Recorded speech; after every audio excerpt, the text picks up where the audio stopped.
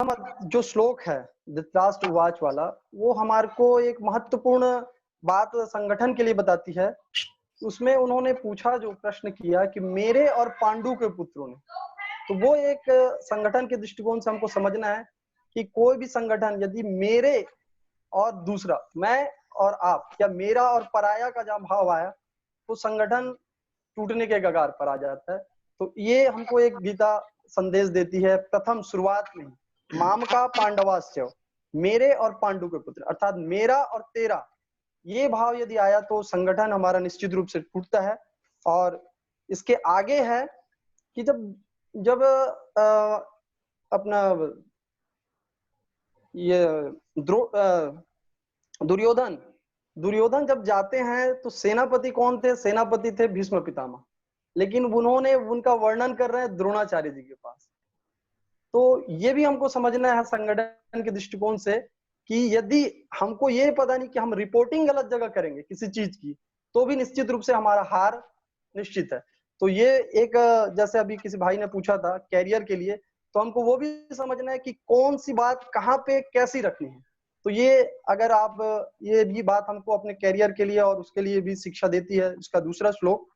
और आगे का मैं, जैसे आप बहुत अच्छा आपने बताया, और मैं एक अर्जुन का जो था उसमें रखना चाहूंगा कि हम सब, आप सही मायने में देखें तो हम सभी अर्जुन हैं, और हमारे सामने हमारा रथ भी, मानव योनि में हम आए हैं तो हमारा रथ भी बीच में रखा हुआ है। एक तरफ तो हम देव मानव, जो गुरुदेव ने अनेकों जगह बोला है, हम महामानव, देव मानव, और फिर देवता और अन्य जितने भी हम ऋषि तुल्य जितने भी महापुरुष बन, और एक तरफ ऐसा है कि हम नर पशु और नर पिशाच और अधमा अधम जितने भी हम बन सकते, अर्थात हम सब भी अर्जुन हैं, और हमारा रथ भी बीच में खड़ा हुआ है। मानव योनि में आए हुए हैं, अर्थात हमारा रथ आज बीच में खड़ा हुआ है, और हमारे पास ऑप्शन है कि हम किधर जाना है।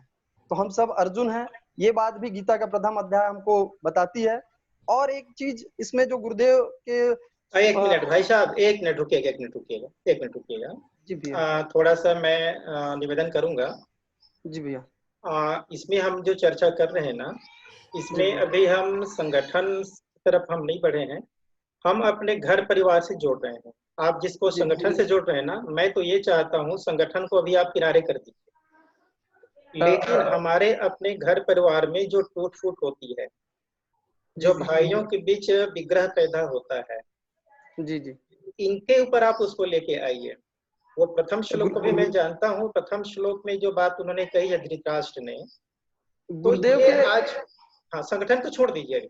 गुरुदेव के विचारों से लेके, गुरुदेव को विचारों का मैं बोल रहा था भैया, इससे गीता से मतलब गुरुदेव के विचारों का जो आ रहा है वो अर्थ में निकालने का प्रयास कर रहा आपका मैं बिल्कुल 100% समर्थन करता हूँ, बिल्कुल सही पकड़े हैं आपने, और ये बात मैं स्वीकार करता हूँ।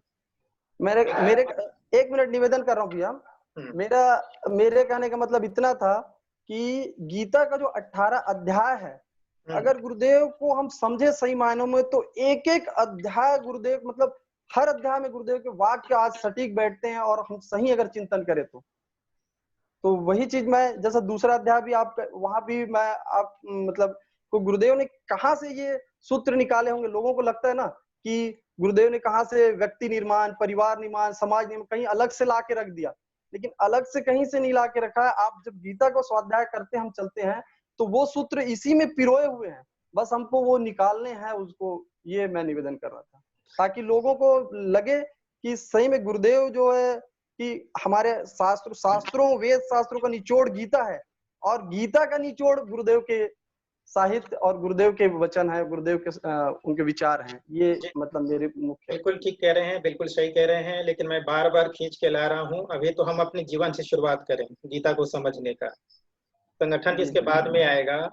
गीता के मर्म को यदि हम समझते हैं तो हम अपने व्यक्तित्व को पहले निखारें। जिस दिन हम अपने व्यक्तित्व को निखार पाएंगे तब हम आगे की सीढ़ी में चढ़ेंगे। नहीं तो आप क्या है कि यहाँ पे उस समय तो तर्क करने वाला अर्जुन अकेला था, आज तर्क करने वाले हजारों लोग हैं, तो उसमें तो उलझ के रह जाएंगे। तो मैं बार बार, हम गीता का जो बात हम बार बार कह रहे हैं ना, तो एक तो हम अपने जीवन को गीता के अनुरूप कैसे ढाल सकें, कहाँ कहाँ से हमको किस किस प्रकार से शिक्षा मिल रही है, उस पर हम ध्यान केंद्रित करना चाह रहे हैं। उसके पश्चात हम अपने परिवार के दायरे को गीता के अनुरूप ढालना चाहते हैं। हमारे अपने सगे संबंधियों के साथ हमारा क्या संबंध है, और वो संबंध आज मधुरता की स्थिति में नहीं है तो क्यों नहीं है, कहाँ हमारी कमियां हो रही हैं, तो इस गीता से हमको क्या शिक्षा मिल सकती है, हम इस दायरे में चर्चा कर रहे हैं। बाकी तो विस्तार आगे चल के आएगा, और वो ठीक है, आपका कहना बिल्कुल स्वीकार है। तो निवेदन इतना ही रहेगा कि गीता एक, मैंने शुरुआत में कहा कि वो संजीवनी बूटी है, संजीवनी विद्या है। अब संजीवनी विद्या है, तो जिस प्रकार से संजीवनी बूटी को हनुमान जी ने लेके आए लक्ष्मण जी के लिए, और लक्ष्मण जी के पास रख दिए होते और कहते कि लक्ष्मण भैया ये संजीवनी बूटी है, इससे आपकी मूर्छा दूर हो जाएगी, तो क्या संभव था? संभव नहीं था भाई। संजीवनी बूटी को घिसा गया, उसके बाद उनको पिलाया गया, उसका रस उनके शरीर में रक्त में समाहित हुआ, तब जा करके लक्ष्मण जी की मूर्छा दूर हुई। ठीक इसी प्रकार से यदि गीता की पुस्तक को हम सामने में रख दें, अब बोलेंगे इसमें ज्ञान का सागर भरा हुआ है, तो उससे आपको क्या लाभ मिलने वाला है? कुछ नहीं मिलेगा। यदि उसको आप अध्ययन करते हैं तो भी लाभ नहीं मिलने वाला है।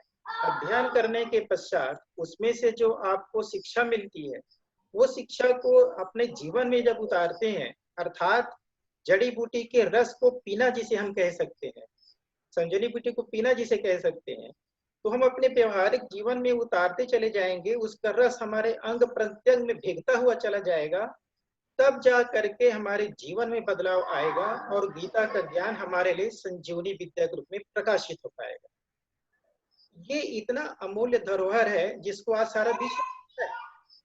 आपको पता होगा कि गीता आज सारे विश्व में सम्मान रखता है इसी चित्र के नाम से। और आज आप देखते ही हैं, जब व्यक्ति का मृत्यु निकट आता है, मृतशैया पे पड़े रहता है, तो कहते हैं कि उनको गीता सुना देते हैं। उनका भाव रहता है कि इससे उनको मोक्ष मिल जाएगा, एक भाव है। अब वो मोक्ष मिले न मिले अलग बात है, लेकिन लोगों की अगाध श्रद्धा है इस गीता के प्रति। यहाँ तक कि जब कोर्ट में कोई अपराधी या कोई गवाह अपनी बात कहने जाता है, तो जज कहता है कि पहले गीता पे हाथ रखकर कसम खाओ कि तुम जो कहोगे सच कहोगे। इतना विश्वास सिर्फ गीता पर है। क्यों? क्योंकि गीता सारे रहस्यों को खोल के रख दिया है जीवन में, अपने कर्मों को खोल के रख दिया है उसने। आने वाले अध्यायों में इस बात का अपन जिक्र करेंगे। हमारा जो दूसरा अध्याय है गीता का सार है, वो कल जिसकी चर्चा अपन करेंगे गीता का सार है। बहुत सी गुण बातें हैं जिसको हम सरल शब्दों में अपने जीवन में कैसे लागू करें, इस पर समझने का प्रयास करेंगे। तो गीता सचमुच, जैसे अभी भोलेश्वर भाई बता रहे थे, ये सब जगह काम आने वाला है। कुछ गुरुदेव ने जो बातें कही है, अथाह सागर है हमारे लिए, और हमारे पास ये धरोहर है। इन सब का कैसे हम अपने जीवन में धारण कर सकेंगे, इसी के लिए यह श्रृंखला प्रारंभ किया गया है। एक प्रश्न और आया हुआ है इस बीच में।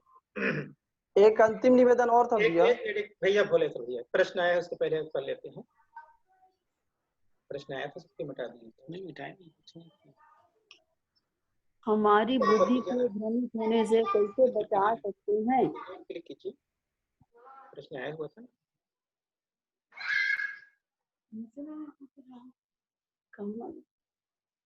ये प्रश्न आधा हो गया, या इसको क्लिक कीजिए। हेलो हेलो, हाँ दीदी, ये प्रश्न आया है। 3 प्रश्न है भैया। हमारी बुद्धि को भ्रमित होने से कैसे बचा सकते हैं? वही है। अच्छा, मैंने ये शुरुआत में इस बात का जिक्र किया था। बुद्धि को भ्रमित होने के बचाने के लिए आपके पास एक ही उपाय है कि आप अपने आप को अपने कमांडर को समर्पित कर दीजिए और कमांडर के निर्देशों का पालन करिए। उसके प्रति ना अविश्वास पैदा कीजिए, ना उसके प्रति कोई तर्क कीजिए, तब आपकी बुद्धि सही दिशा में चल सकती। मैंने उदाहरण ही बताया, यदि हम गुरुदेव को अपना सर्वोच्च कमांडर मानते हैं तो उनके कहे अनुसार हम अपनी जीवनचर्या को अपना ले, हमारी बुद्धि कभी भ्रमित नहीं हो सकती, कभी नहीं हो सकती। नहीं तो हम कितने भी गायत्री की उपासना करेंगे और हमारी अपनी बुद्धि का उपयोग करेंगे तो हम भ्रमित हो सकते हैं, जैसे अर्जुन के साथ हुआ।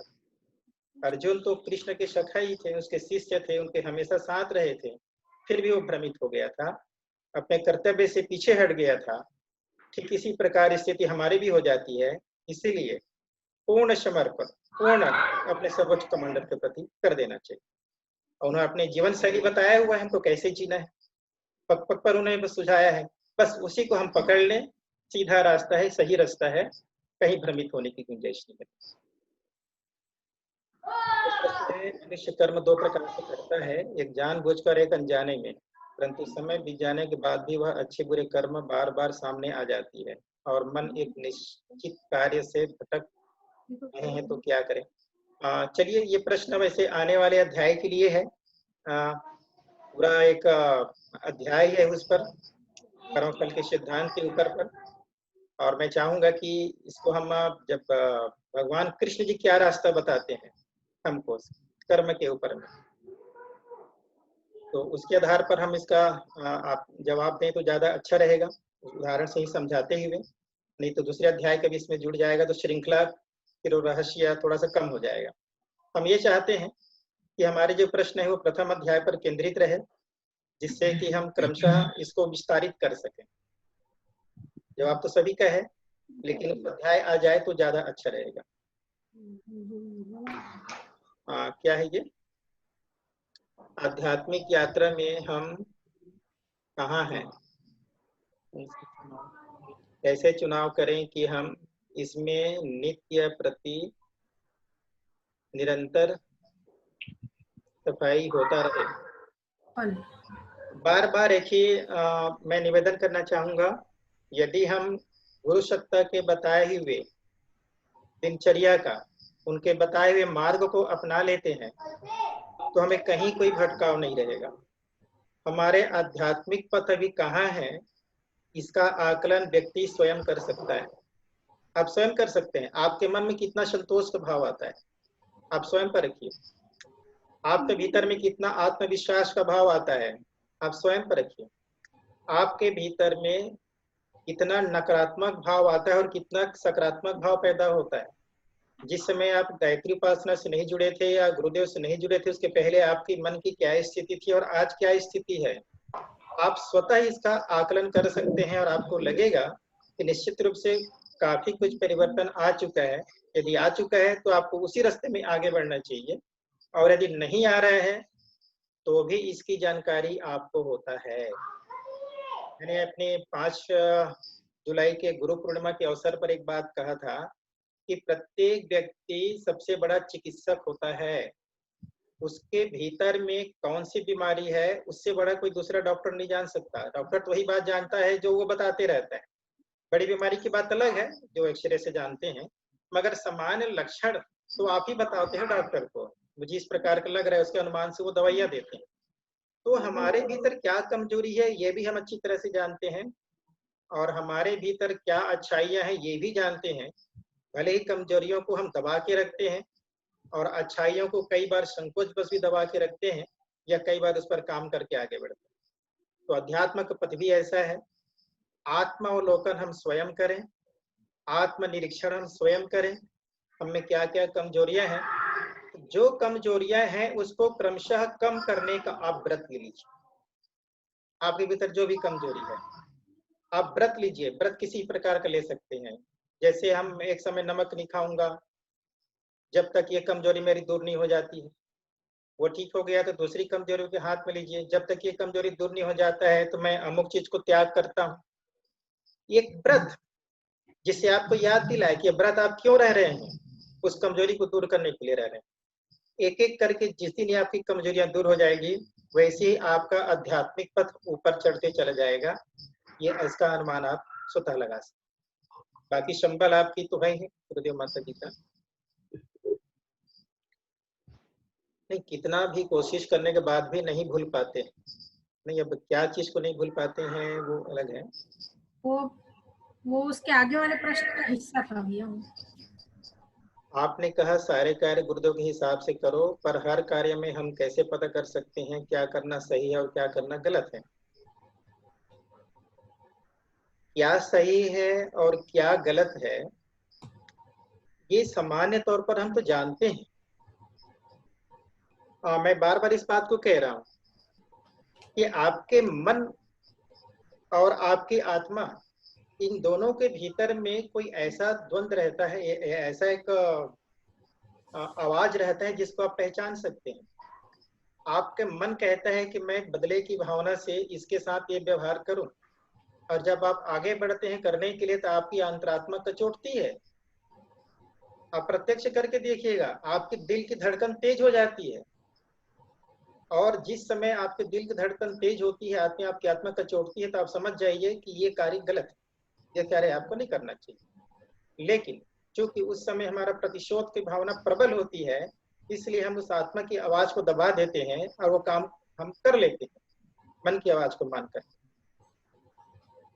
तो ये परख भी हम कर लेते हैं कि कौन सा काम गलत है कौन सा सही है। उसके बाद भी यदि हमको ये समझ में नहीं आ रहा है तो अपने से जो भी उच्च स्थिति में है, जो आपके संपर्क में है, उनसे आप परामर्श कर सकते हैं और उनसे जानकारी प्राप्त कर सकते हैं।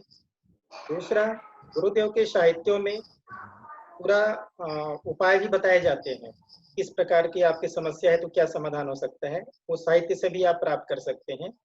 और एक बात जरूर जानिए, आप यदि अंतर्मन से प्रार्थना करेंगे उस गुरु सत्ता से, एकांत भाव से, तो आपकी अंतरात्मा से भी आपकी आवाज आएगा, वो भी आपको बता देगी कौन से काम गलत है कौन से काम सही है। आप परखिए। हम अपने आप को थोड़ा सा गुरुदेव के अनुशासन में ढालने का प्रयास करें, फिर देखिएगा कि बहुत सारी बातें गुरुदेव के माध्यम से मिल जाएंगी। संसारिक जीवन में कर्म का महत्व कितना अधिक सार्थक है? क्या व्यक्तिगत तौर पर उसे हर समय याद रखा जा सकता है? जी हाँ, तो कैसे? कर्म का महत्व कितना अधिक सार्थक है? दीदी, इस प्रश्न का मैं भाव समझ नहीं पा रहा हूँ। एक तो ऐसा है, कर्म का महत्व कितना अधिक सार्थक है, बिना कर्म के तो कुछ संभव है ही नहीं। पूरा गीता जो है कर्म पर ही आधारित है, तो कर्म तो हमको करना ही है। जीवन में कर्म का महत्व कितना ही सार्थक है। क्या व्यक्तिगत तौर पर उसे हर समय याद रखा जा सकता है? याद रखने की जरूरत ही नहीं। हम और आप तो सीधा सच्चाई के मार्ग पर चलते रहें और हम अपने कर्तव्य के पालन करते रहें, इसे याद करने की जरूरत ही नहीं है, वो तो स्वमेव होता चला जाएगा। मेरा जो दायित्व है, मैं ईमानदारी के साथ अपनी जिम्मेदारी को निभा रहा हूँ, इसको याद करने की आवश्यकता नहीं। ये तो स्वतः ये कर्म करने की प्रेरणा देता है। ये इसीलिए तो गीता की रचना की गई है कि बिना कर्म किए आप रह ही नहीं सकते। हर क्षण हर पल आपको कर्म करना है, और कर्म क्या करना है इसका निर्धारण आपको ही स्वतः करना है। तो उसको याद रखने की जरूरत नहीं दीदी। हम तो सिर्फ इतना ही जानते हैं कि जिस व्यक्ति को जो जिम्मेदारी मिली है, घर की हो, परिवार की हो, नौकरी की हो, व्यवसाय की हो, उसको वो ईमानदारी के साथ निर्वहन करते चले, यही उसका कर्म है, उसका कर्म है, और इसी से उसको सफलता मिलनी। बहुत बड़ा कोई आध्यात्मिक कार्य करने की जरूरत नहीं। अपनी जीवन शैली को सिर्फ अपनी जिम्मेदारियों को ईमानदारी के साथ निभाने की बात हमको आ जाए, निश्चल जीवन, निष्कपट जीवन आ जाए, तो मानकर चलिए कि बहुत बड़ी आध्यात्मिक उपलब्धि है। हम अपनी बुद्धि को भ्रमित होने से कैसे बचा सकते? इसका भी जवाब ऐसे आ चुका था। हम अपनी बुद्धि को भ्रमित होने के लिए अपने से जो श्रेष्ठ रहते हैं उनको समर्पित करते हैं। मैं जिसे बार बार कह रहा हूँ कि हम गुरु सत्ता के प्रति समर्पित हो जाए, फिर परिवार के हैं, यदि उनको सर्वोच्च मानते हैं, उनके प्रति आप समर्पित हो जाए और उनके बताए हुए निर्देशों का पालन कीजिए, तो आप अपनी बुद्धि को भ्रमित होने से बचा सकते हैं। अन्यथा आप भ्रमित हो सकते हैं। और बुद्धि को भ्रमित होने से बचाने के लिए आपको उन पर पूर्ण विश्वास करना होगा। फिर आप अपना तर्क मत लगाइए, नहीं तो कुछ लोग कुछ कहेंगे, कुछ लोग कुछ कहेंगे, तो आप भ्रमित हो जाएंगे। इसीलिए पूर्ण भाव, पूर्ण समर्पित होकर भाव से आप उस सत्ता को सौंप दीजिए जिसको आप अपने से श्रेष्ठ मानते हैं, और उनने जो मार्ग बताया है उस पर हम चलें, तो निश्चित रूप से हम भ्रमित होने से बच जाएंगे। हम गुरुदेव का निर्देश क्या है, यह कैसे पता कर, किसकी स्थिति में, हमारी विशेष परिस्थिति में गुरुदेव का निर्देश क्या है, ये कैसे निर्धारित होगा? आपने कहा कि सारे कार्य गुरुदेव के हिसाब से करो। अरे भाई, गुरुदेव की जीवन साधना एक पुस्तक है छोटी सी, हमें अपना जीवन कैसे जीना चाहिए, उस पुस्तक से हमको जानकारी मिल जाती है कि हमको अपना जीवन कैसे जीना चाहिए, इसे तय हो गया। अब कोई परिस्थिति आती है तो उस परिस्थिति की सामना कैसे करें, ये आपके भीतर जब आत्मबल रहेगा तो उस आत्मबल के प्रकाश में आप अपनी परिस्थितियों का सामना कर सकते हैं। आत्मबल कहाँ से पैदा होता है? जब आपकी प्राण शक्ति मजबूत होती है। प्राण शक्ति कैसे मजबूत होती है? जब आप उपासना और साधना करते हैं। ये सारी विधि ही उसमें बताया गया है कि जीवन देवता की साधना आराधना। आप किसी देवी देवता की उपासना करते हैं नहीं करते हैं अलग बात, आप अपने जीवन देवता की साधना आराधना करते हैं तो उससे भी आपको इतनी सिद्धियां मिल जाएंगी कि आप अपनी समस्या को भी हल कर पाएंगे और दूसरों की समस्या को हल कर पाएंगे। हम उस पुस्तक का ध्यान कर लीजिए, उसमें बताए हुए दिनचर्या का पालन कर लीजिए, उपासना साधना के क्रम को अपना लीजिए, ये सारी समस्या हल हो जाएगी। के माध्यम से अपने मन को कैसे मन को विजय बनाने के लिए इसके पहले भी बात की गई है और आने वाले अध्याय में भगवान कृष्ण इस बात को और स्पष्ट करेंगे। मैं ये चाह रहा था कि हम एक अध्याय में जो बातें कही गई हैं उसके इर्द गिर्द हम प्रश्न रखें, तो वो जो जवाब है हम उन्हीं के अध्याय में से ले लेंगे भगवान कृष्ण के बताए हुए अध्याय मार्गदर्शन के आधार पर। फिर भी आप कह रहे हैं तो मैंने इसके पहले भी बताया था कि आत्मा क्या था, मन वाला था ना। मन को नियंत्रित करने के लिए तो इसके पहले भी बातें हो चुकी हैं, स्वाध्याय के माध्यम से, सत्संग के माध्यम से और आपके उपासना साधना के माध्यम से, ध्यान के माध्यम से, मनोमय कोष को जागृत करके, नियंत्रित करके, बहुत सारी बातें अभी आपसे कही गई हैं। विस्तार से बातें और बताएंगे जब ये अध्याय आ जाएगा। भगवान कृष्ण क्या बताते हैं उन्हीं का उपाय सोचेंगे। आपके प्रश्न वही बताएंगे, इसके क्या जवाब।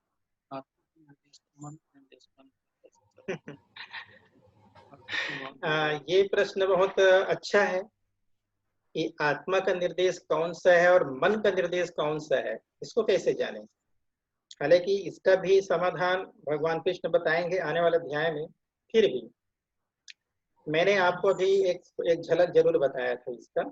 वो झलक ऐसा था कि आप कोई भी कार्य करने के पहले जो एक योजना बनाते हैं तो उसका उत्पत्ति तो मन में होता है और उसका विस्तार मस्तिष्क देता है।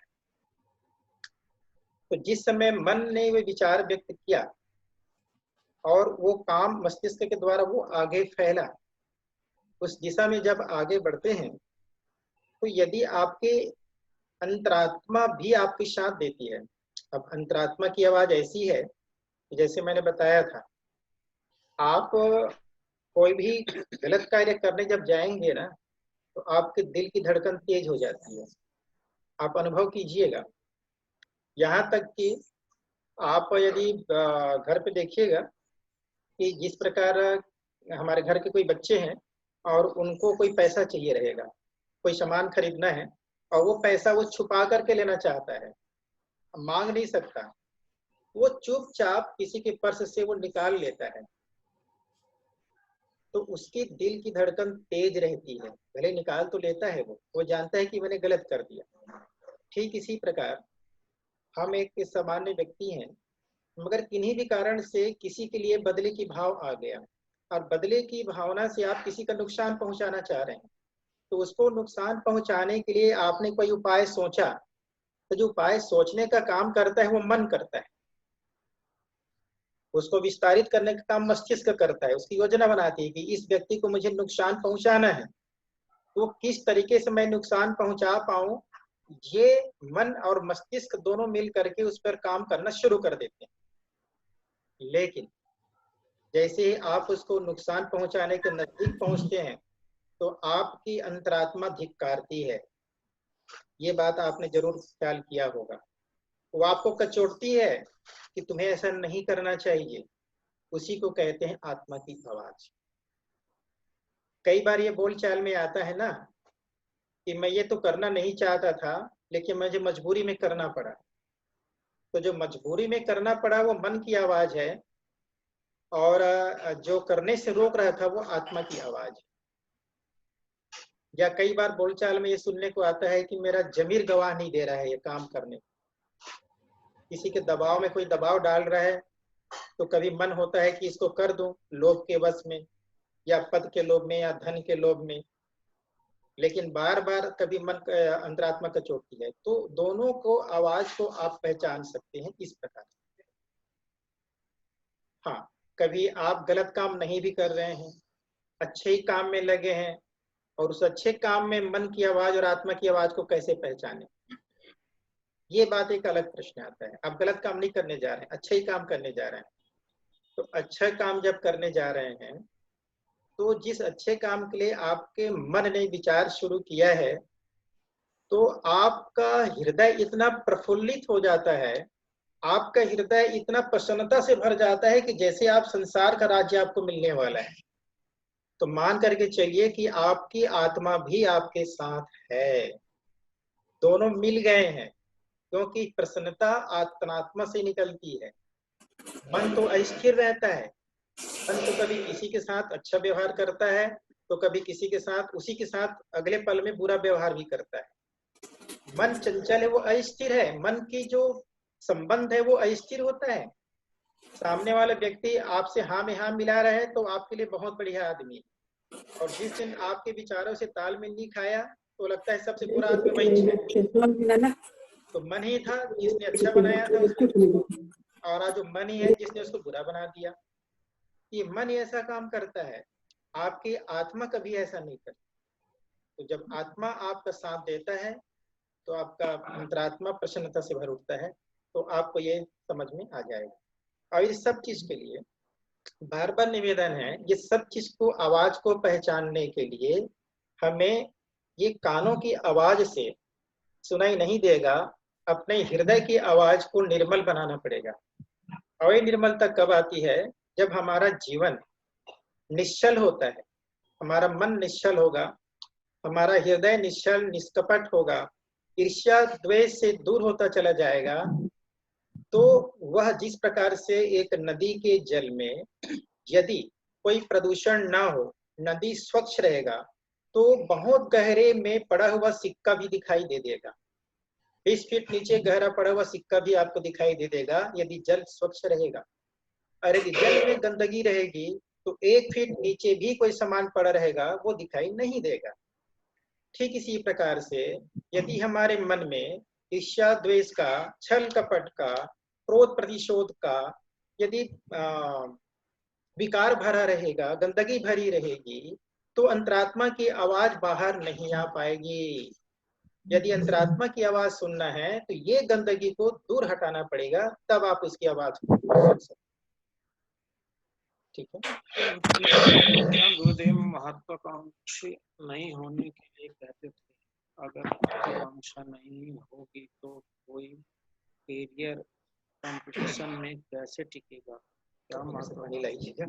ठीक है, प्रश्न आया है, क्या गुरुदेव महत्वाकांक्षी नहीं होने के लिए कहते थे, अगर महत्वाकांक्षी नहीं होगी तो कोई कैरियर कंपटीशन में कैसे टिकेगा? क्या महत्वाकांक्षी होना गलत है?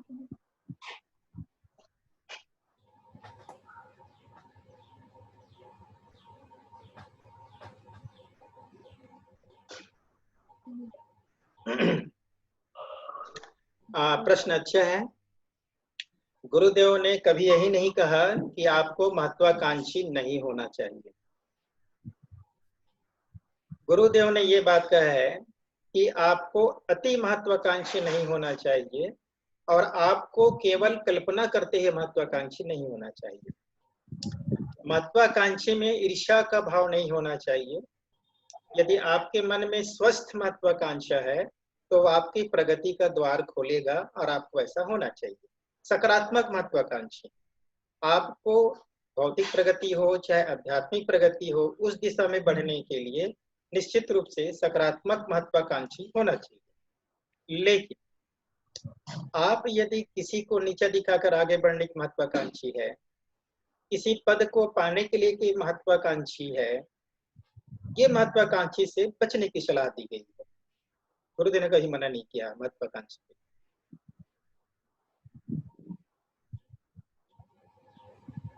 और कोई प्रश्न?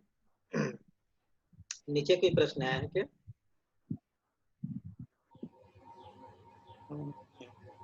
अभिमान कैसे निर्देश देता है? नहीं, आत्मा कैसे निर्देश देता है? मन को दिन भर क्या विचार करना चाहिए? मैंने शुरुआत में भी कहा था, मन को दिन भर क्या विचार करना चाहिए ये हम लिख करके नहीं रख सकते, क्योंकि मन इतनी तेज गति से दौड़ता है कि हम डायरी में लिख कर रखेंगे कि हमको आज ये विचार करना है, उससे संभव नहीं हो पाएगा। सबसे सरल तरीका यही है जो हम बार बार जिसके निवेदन कर रहे हैं। एक तो हम अपने जीवन को एकदम सरल बना लें। सरल का मतलब ये है हम जैसा है वैसा ही लोगों को दिखाएं। जितनी हमारी हैसियत है उतनी हैसियत हम दूसरों को दिखाएं। दिखाने के लिए हम कुछ और सरंजाम ना करें और रहने के लिए कुछ और ना करें। पहला, इससे क्या होगा, आपका अतिरिक्त बोझ नहीं पड़ेगा आपके दिमाग पर। दूसरा क्या होगा कि हम अपने जीवन को एक सीमित दायरा में सोच को रखें। सीमित दायरा का मतलब ये है कि ठीक है भाई, हमारी हैसियत इतनी है तो हम इतनी में रहेंगे, कोई दिक्कत की बात नहीं है। हमारे साथी लोग बहुत बड़े हैं, बहुत होती आदि आदि। दिखावापन से दूर रहें, मतलब ये है। छोटे का मतलब ये है कि दिखावापन से दूर रहें। और क्या करें, हमको जहां पर जिस काम की जिम्मेदारी मिली है, चाहे हम छोटा सा काम कर रहे हो तो उस काम को संतुष्ट करें, पूर्ण लगन और निष्ठा के साथ करें। आगे बढ़ने का हमेशा प्रयत्न करते रहो। न किसी की ईर्ष्या का भाव, न द्वेष का भाव, अपने श्रम अपनी मेहनत के बल पर आगे बढ़ने का हम क्रम अपनाते रहे। तो मैं बार बार जिस बात को कह रहा हूं कि केवल और केवल हम अपनी मन से किसी के प्रति भी दुर्भावना को समाप्त कर दें। आप एक पक्षी मित्रता निभाने का अभ्यास कर लीजिए। थोड़ा कठिन है मगर निभा कर देखिए। सामने वाले आपका विरोध करता है, करने दीजिए। सामने वाले आपकी आलोचना करता है, करने दीजिए। आप अपने सिद्धांत पर लागू रखिए। आप किसी के लिए अपने सिद्धांत को मत बदलिए। एक पक्षी मित्रता निभाते चलिए और अपनी जिम्मेदारी को ईमानदारी पूर्वक निभाते चलिए। मान करके चलिए कि आप आने वाले समय में आपका व्यक्तित्व भी निखरेगा और आप जो प्रश्न पूछ रहे थे उसका समाधान भी मिलेगा। मन को लिखने की जरूरत नहीं, आप स्वतः आपके वो उसी रास्ते पर चलता चला जाएगा। मन आपका अभ्यस्त हो जाएगा।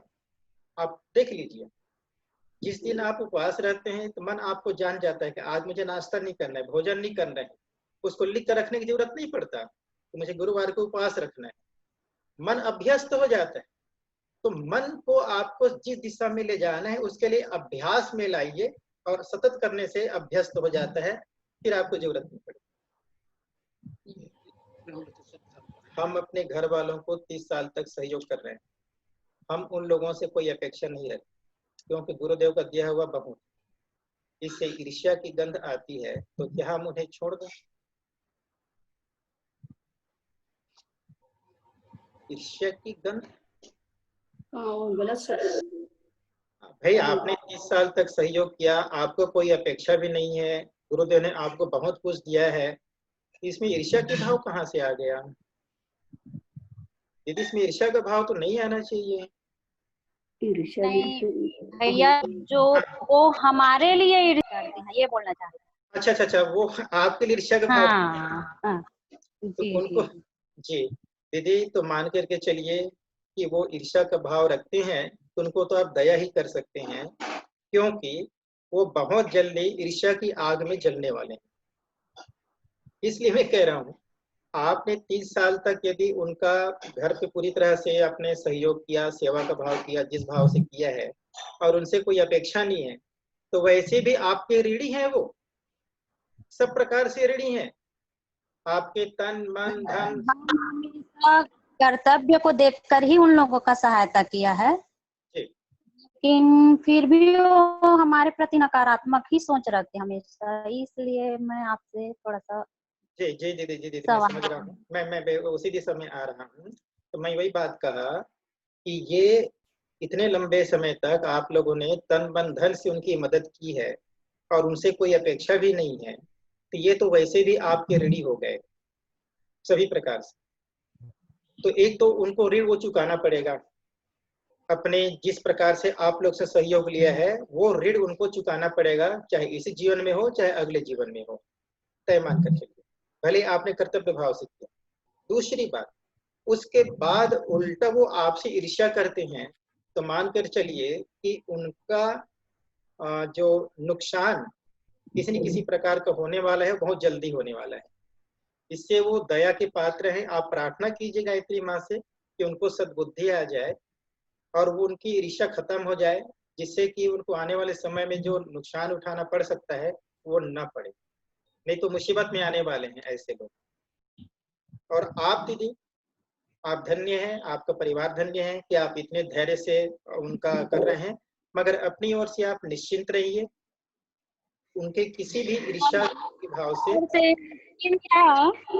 लेकिन क्या है, करते करते हमको एकदम अंदर से बहुत दुख होता है। हम हमेशा उनके अच्छाई अभी भी चाहते हैं। मैं उन लोगों के लिए घर के संगठन के लिए एक माला रोज करती हूँ महामृत्युंजय का, जबकि संगठन अच्छा बना रहे, ताकि लोगों को हमारे घर के प्रति सबको दिखे, क्योंकि हम भी गायत्री परिवार से जुड़े हैं, तो लगता ही है कि हम अपने घर से शुरू करें लोगों को सिखाने का।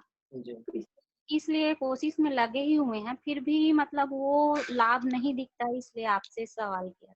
हाँ दीदी, बिल्कुल हमारे पास इसके बहुत सारे उदाहरण हैं। हम जैसे अभी प्रत्यक्ष रूप से इनका देखते हैं, भक्त प्रहलाद का देखते हैं।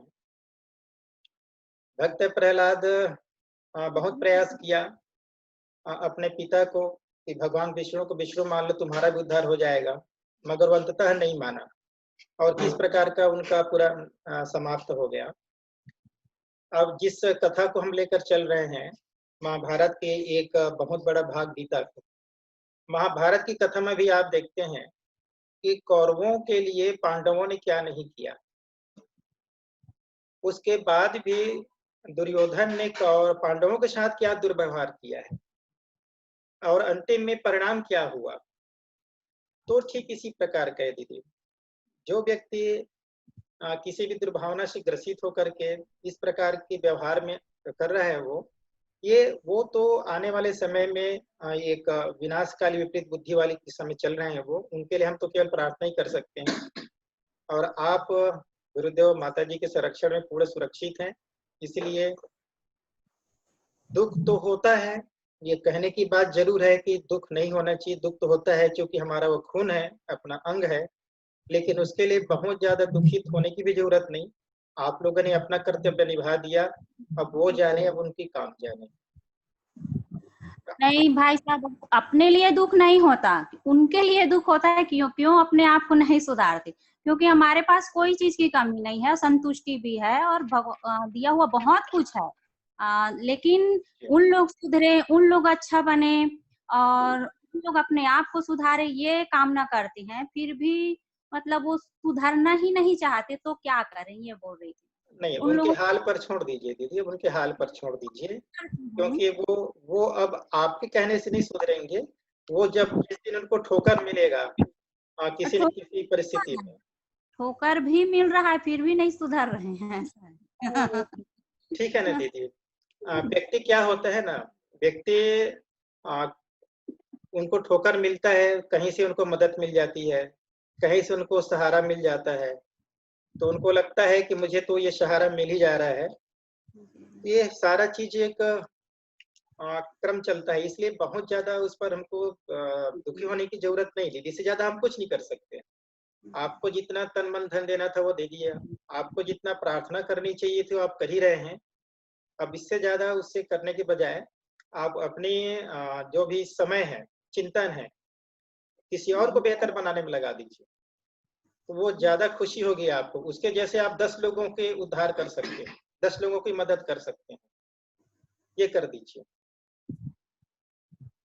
थोड़ी सी गीता एक बहुत बड़ा चीज है जो मोह को दूर करता है। मैं आने वाले ध्यान इस बात को कहूंगा, इसलिए आज इस बात को नहीं कहना चाह रहा था।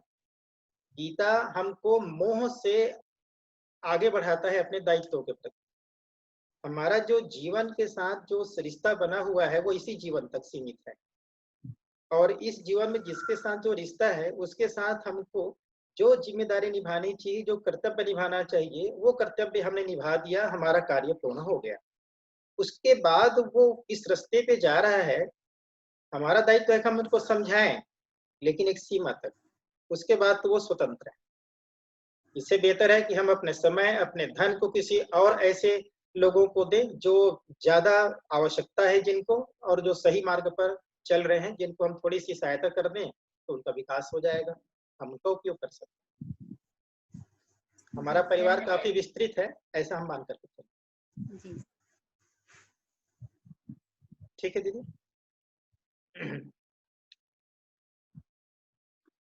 और कोई प्रश्न तो नहीं है? तो आज की चर्चा यही संपन्न करते हैं। गीता के आज प्रथम अध्याय को लेकर के आज की चर्चा प्रारंभ हुआ है, और आप सबने जिस तरह से इसमें भागीदारी की है, बहुत प्रसन्नता की बात है। और इस प्रसन्नता में हम प्रयास करेंगे, कल दूसरे अध्याय की चर्चा करेंगे। दूसरा अध्याय अर्थात अभी तक प्रश्न अर्जुन ने किया है भगवान कृष्ण को। अब भगवान कृष्ण क्या जवाब देते हैं अर्जुन को, क्योंकि हम सभी अर्जुन हैं, हमारे मन में भी ये अंतर्द्वंद चलते रहता है। जो भी प्रश्न आ रहा है ये अंतर्द्वंद का ही है, हमको क्या करना चाहिए कई बार नहीं सोचता। तो इसका समाधान भगवान कृष्ण बताए हैं अगले अध्याय में, हम उसको समझने का प्रयास करेंगे, और इस प्रकार गीता के ज्ञान को अपने व्यवहारिक जीवन में उतारते हुए अपने इस जीवन को धन्य बनाएंगे, सार्थक करेंगे। इसी के साथ आइए आज का शांति पाठ करते हैं। आप सभी को प्रणाम करते हुए शांति पाठ। ओम द्यौः शांति अंतरिक्षं शांति पृथ्वी शांतिरापः शांतिरोषधयः शांतिः वनस्पतयः शांतिर्विश्वेर्देवाः शांतिर्ब्रह्म शांतिः सर्वं शांतिः शांतिरेव शांतिः सामा शांतिरेधि। ओम शांति शांति शांति सर्वारिष्ट सुशांतिर्भवतु।